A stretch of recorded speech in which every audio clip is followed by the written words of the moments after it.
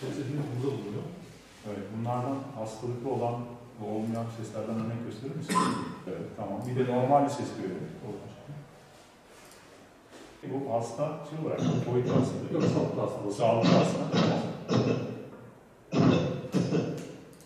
COVID'de, semptomik bir hasta gösteriyor. Şu hocam.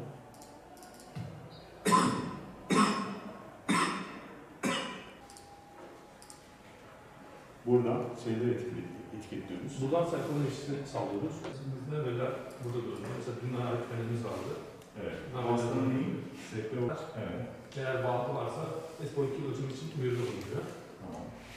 Tamam. Aynı şekilde eğer üstünde belirli yani bizim dediğimiz 40 derece üstünde ve altında. Aynı şekilde nabız ve SPO2 değerleri için de ölçümler yapılıyor ve kayıt sistemi ve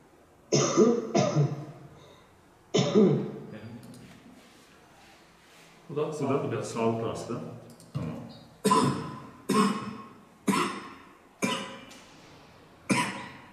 Hastaya takıyoruz.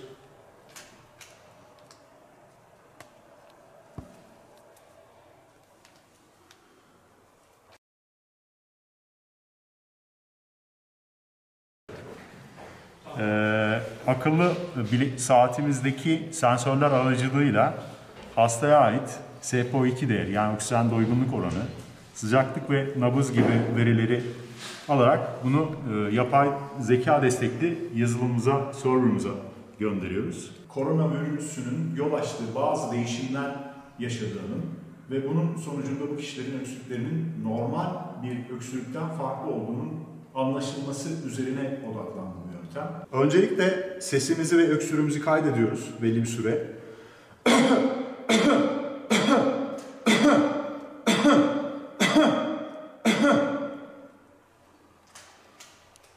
Bunu dinleyebiliriz.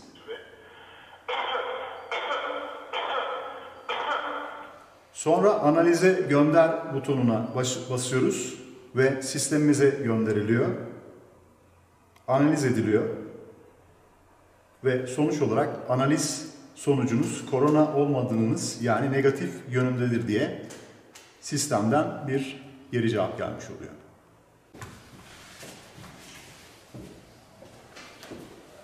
Hasta verileri. hastalarda kullanılan şu anda. Hastalarda kullanıyoruz biz onu.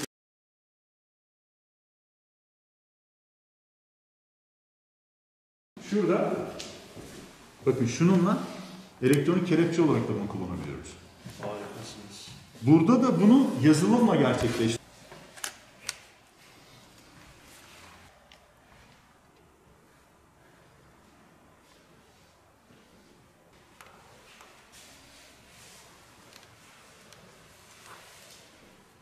...2020 yılında Sanayi ve Ticaret Bakanlığımızın Ar-Ge ve İnovasyon Destekli programı kapsamında Elazığ KOSGEB'e sunmuş olduğumuz hastalık teşhisi ve hasta takibi için yapay zeka destekli akıllı bileklik tasarım ve uygulaması adlı projemiz ilgili kurullar tarafından kabul edilerek desteklenmiştir. Bu proje kapsamında yaklaşık 16 aylık bir süreçle içerisinde sağlık sektöründe kullanılabilecek giyilebilir sensörler ve yapay zeka destekli bir yazılım ve uygulama gerçekleştirdik. Burada onların prototiplerini görmektesiniz. Süreç içerisinde 4-5 tane farklı prototip üzerinde çalıştık ve nihai ürün şu an kolumda görüyorsunuz. 2 adet farklı yeni tasarım gerçekleştirdik. Bu akıllı saat ve bileklik yardımıyla hastaların teşhisi ve hastalığı tespit edilmiş hastalardan aldığımız verilerle sağlık sistemine veriler gönderiyoruz.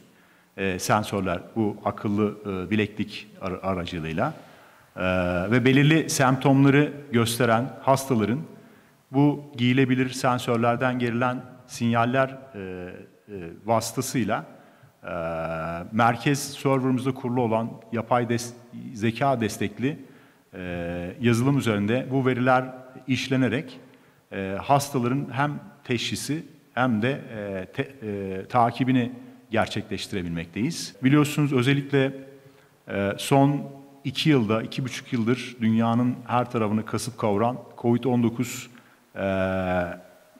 pandemisiyle mücadele etmekte bilim insanları.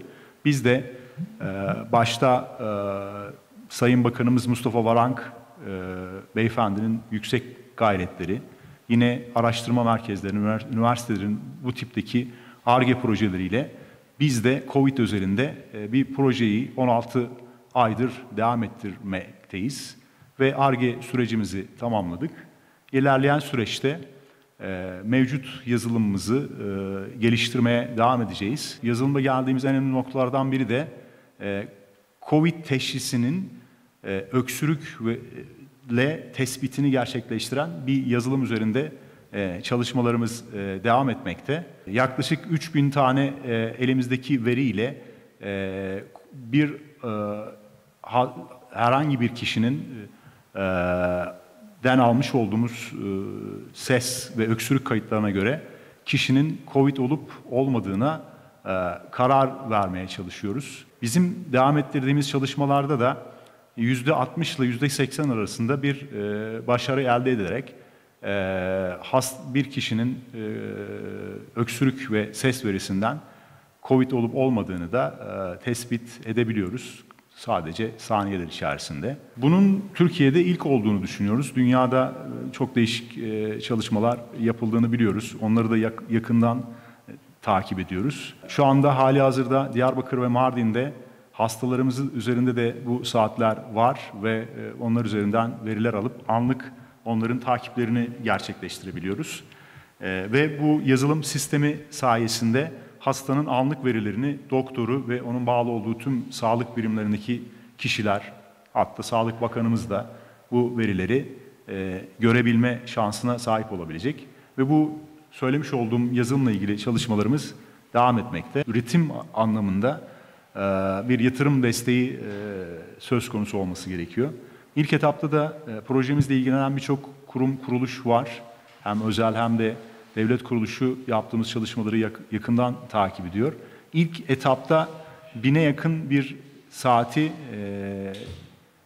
üretip hastalarımıza vererek yazılım sistemimizi güçlendirmeyi düşünüyoruz. Geliştirmiş olduğumuz sağlık takip bilekliği ve uygulaması sayesinde hem sağlık kuruluşları, sağlık çalışanı ve hasta arasında güvenli bir veri iletişimi ve etkin takip sayesinde sağlıkta yerli, milli çözüm ile konfora ulaşılmasını sağlıyoruz.